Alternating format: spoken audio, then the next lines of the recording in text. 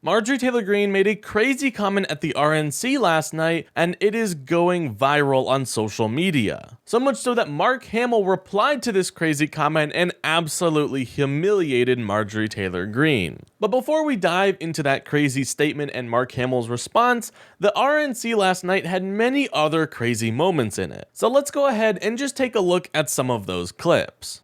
That's when the world found out that there is tough, and then there's Trump tough.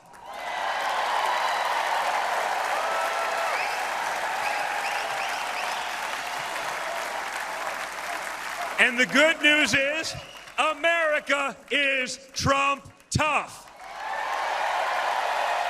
Lack of good jobs, of course, led to stagnant wages. And then the Democrats flooded this country with millions of illegal aliens. So citizens had to compete with people who shouldn't even be here for precious housing. Joe Biden's inflation crisis, my friends, is really an affordability crisis.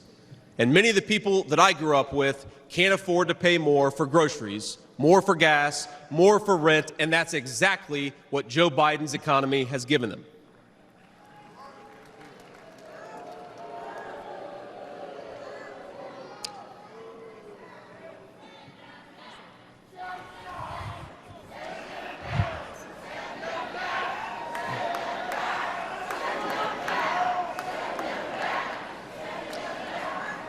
So who is actually running the country anyway? It's obviously not Joe Biden. So who are they asking us to elect? Seriously, who's running things? Does anyone really know? Is it Jill? Is it Hunter? Barack Obama? Maybe it's the ghost of Corn Pop. At home, Biden is acting like a dictator. He's using mandates to shut down reliable baseload electricity. That's why your electric bills have soared upwards as our nation's electric grid reliability spirals downward. 4 more years of Joe will usher an era of Biden brownouts and blackouts. Imagine no electricity for your fridge, your lights, or air conditioning. President Trump will ensure that there is power for you, and importantly, that we have the power as the United States to beat China in the AI arms race. Under Biden-Harris, America has fallen sicker, lonelier, and poorer. Under Trump, we prospered, we were richer, inflation was low, and there were 2 genders. Now, my mamaw died shortly before I left for Iraq in 2005. And when we went through her things, we found 19 loaded handguns. They were...